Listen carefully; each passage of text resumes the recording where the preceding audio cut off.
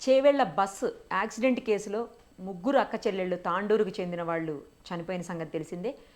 అదే సీట్లో అంటే వాళ్ళు కూర్చున్నటువంటి కరెక్ట్గా బ్యాక్ సైడ్ సీట్లో వినయ్ అని ఒక లెక్చరర్ ఉన్నారు. ఆయనకు కూడా దెబ్బలు తాకాయి. ఒక్కసారి మనం లైవ్ కాల్లో ఆయనతో మాట్లాడదాం. వినయ్ గారు నమస్తే అండి. నమస్తే అండి. వినయ్ గారు, ఏం జరిగిందండి? మీకు ఎక్కడ దెబ్బలు తాకాయి? మీకు ఎలా ఉంది ఇప్పుడు? అసలు ఫస్ట్ మీ గురించి చెప్పి తర్వాత ఏం జరిగిందో చెప్పండి. సో నాకు 2 కాళ్ళకి కూడా ముందున్న సీట్ వచ్చేసి నాకు కాళ్ళకి తగలడం వల్ల నా 2 కాళ్ళకి కూడా గట్టిగా ఏం ఫ్రాక్చర్స్ కాలేవు కానీ ఇంజురీస్ అయినాయి. ఇంజురీస్ అయితే అయినాయి. మ్మ్. సో నేను మొన్న హాస్పిటల్లో అడ్మిట్ అయ్యి నిన్న డిశ్చార్జ్ అయినా. ఓహోహో, ఓకే. ఆ, ఎన్ని రోజులు రెస్ట్ అండి మీకు ఇంకా? డాక్టర్ అన్నారు ఒక 3-4 డేస్ రెస్ట్ తీసుకోండి, ఓకే. ఇంకా పెయిన్స్ అనేవి ఉన్నాయి. లెఫ్ట్ హ్యాండ్ కి కూడా తగిలింది, ఆ చెయ్యి పైకి లేవడానికి రావట్లేదు అసలు, ఓ, అందుకే హోల్డ్ మీరు చేయడానికి హ్యాండ్ రావట్లేదు. మూమెంట్ రిస్ట్రిక్ట్ అయినట్టుంది. ఓకే. అదే. ఏం జరిగిందండి వినయ్ గారు? ఆ రోజు మీ ముందే ఉన్నారంట కదా, ఈ ముగ్గురు అక్క చెల్లెళ్ళు, ఈ సాయి ప్రియ, తర్వాత తనూజ, నందిని, ముగ్గురు చనిపోయారు తాండూరుకు సంబంధించిన అసలు వాళ్ళు. అసలు అది పాపం అండి, వాళ్ళకి చాలా ఘోరం అసలు. అవును. ఇద్దరు అక్క చెల్లెళ్ళు నా ముందు సీట్లో కూర్చున్నారు. ఆ, ఇంకొక అమ్మాయి ముందు సీట్లో కూర్చుంది, సెకండ్ అంటే నాకన్నా ముందు సెకండ్ సీట్లో కూర్చుంది. ఓకే. అసలు పాపం వాళ్ళకి మీరు చూసినట్లయితే ఏ దెబ్బలు తగలలేవు. కాకపోతే ఆ కాంక్రీట్ అంతా కూడా మీద పడడం వల్ల వాళ్ళకి ఊపిరి ఆడకుండా చనిపోయినట్టు అనిపిస్తుంది పాపం. చాలా దారుణం అండి అసలు. అసలు అసలు ఆ సంఘటన అన్ని తలుచుకుంటేనే కొంచెం భయంగా అవుతుంది. వాళ్ళ పరిస్థితి మరి ఎవరికి రావద్దని కోరుకుంటున్నాను. ఎలా జరిగిందండి ఆ రోజు? మీరు ఎక్కడెక్కారు, ఎక్కడికి వెళుతున్నారు, అసలు ఏ టైంకి అయింది మీకు? ఎలా అంటే ఆ టైంలో ఏమైనా నేను జర్క్ లాగా వచ్చినట్టు అనిపించిందా, లేకపోతే ఎట్లా అనిపించింది? అసలు మీరు మెలకువతోటే ఉన్నారా? నేను మన్నెగూడలో కొంచెం నాకు మెలకు వచ్చింది. మ్మ్.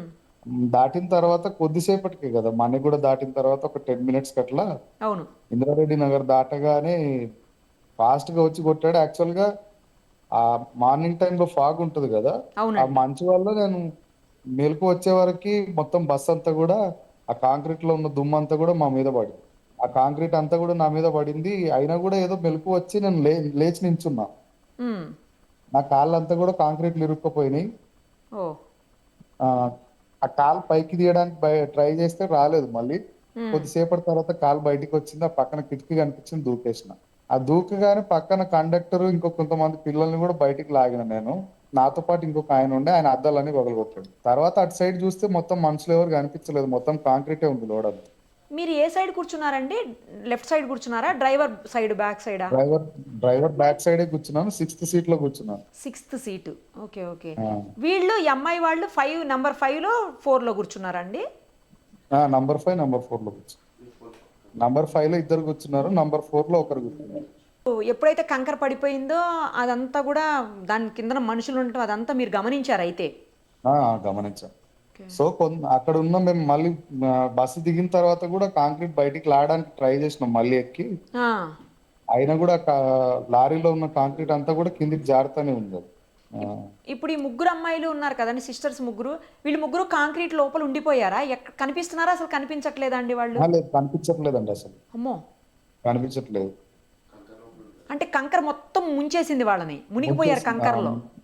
అవును ముంచేసింది. ఓహో. ఏ సీట్ వరకు ముంచేసిందండి కంకర? కూర్చున్న వాళ్ళు కూర్చున్నట్టు ఎక్కడ వరకు మునిగిపోయారు? ఏ సీట్ నెంబర్ వరకు? మా సీట్ వరకు వచ్చిందండి, 6th సీట్ వరకు వచ్చింది. హ్మ్. అదృష్టవశాత్తు నేను బయటపడ్డాను.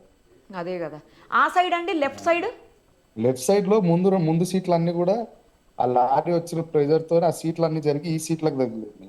ఆ ముందు సీట్లలో ఎక్కువ కాంక్రీట్ అయితే రాలేదు, డ్రైవర్ సీట్ దగ్గర కాకుండా. ఓకే. ఎక్కువ స్పీడ్ లేకుండా నార్మల్గానే ఉందా అండి, లేకపోతే ఎక్కువ స్పీడ్తో ఓవర్లోడెడ్ అయ్యి ఉందా అసలు బస్సు? బస్సులో నార్మల్ గా లోడ్ అయితే ఉంది కానీ స్పీడ్ గా అయితే వెళ్ళట్లేదు ఆయన. ఆహా. మేజర్ గా రోడ్లు కూడా అసలు చాలా దారుణంగా ఉన్నాయి కదండి. అవును. అప్పర్ జంక్షన్ నుంచి మళ్ళీ వికారాబాద్ వరకు కూడా హ్మ్. ఆ ఏదో టిప్పర్ డ్రైవర్ గుంతను తప్పించడానికి అని చెప్తున్నారు కానీ ఎంత గుంతను తప్పించినా కూడా హ్మ్. మరి అంత ఫాస్ట్ గా అయితే ఉండొద్దు కదా. అవును, అవును. ఆ, ఒకవేళ డివైడర్ ఉన్నట్టు అయితే కానీ బతికే వాళ్ళు ఏమో, లేదంటే వాడు వేరే సైడ్ ఏదైనా చేసేవాడు. కరెక్టే అది కూడా. ఆ, ఇప్పుడు టిప్పరు చాలా స్పీడ్ వస్తుందండి, మీరు టిప్పర్ని ఏమైనా ముందు గమనించారా, లేకపోతే అసలు ఇన్సిడెంట్ అయ్యే వరకు మీరు అంటే ఆహా, మెలకువతోటి అంత లేరా? గమనించలేదండి.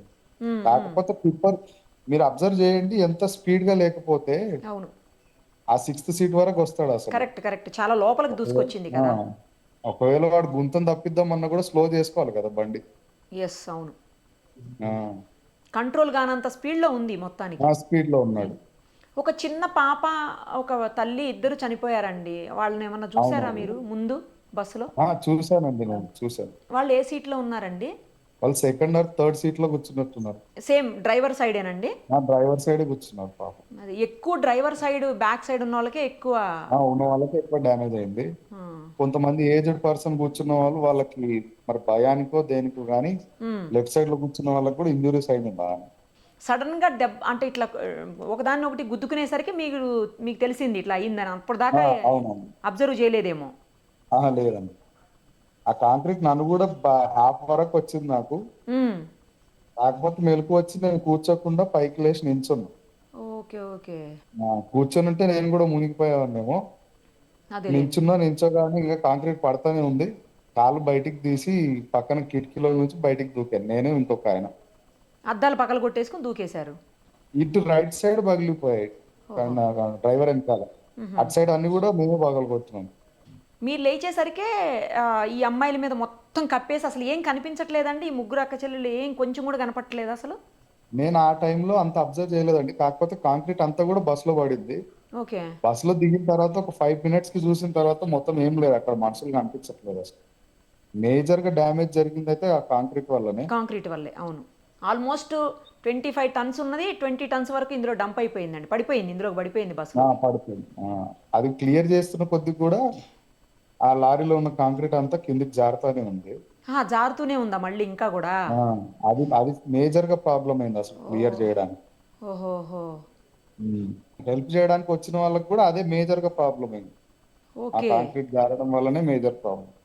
కాంక్రీట్ లేకుండా ఉంటే అంతమందికి అవ్వకపోయేటిదేమోనండి కదా. ఇంత ఎక్స్టెంట్ లో అయ్యేది కాదు. ఇంతమంది ఇది అయ్యేవాళ్ళు గారు. చాలా మంది సఫకేషన్తో కూడా చనిపోయిన పరిస్థితి ఉంది. మేబీ. ఏదైనా బ్యాడ్ లక్ అండి. మీరు దేవుడి దేవల అస్సలు బయటపడ్డారు. అస్సలు ఆ పరిస్థితి మళ్ళీ ఎవరికి రావద్దండి అసలు. అస్సలు, అవును, కరెక్ట్ మీరు అన్నది. ఆ, అసలు కింద ఆ, కింద హస్బెండ్ ఉన్నాడు, ఉమ్. పిల్లలతో ఉన్నాడు. పిల్లలకి ముక్కులో నుంచి బ్లడ్ వస్తుంది. బా. భార్య ఎక్కడుందో తెలియదు. అమ్మో.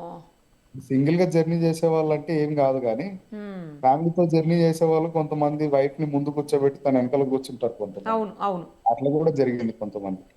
అసలు ఈ తాండూరుకి, మొత్తం తాండూరు మండలికి ఫస్ట్ టైం ఇంత మేజర్ గా.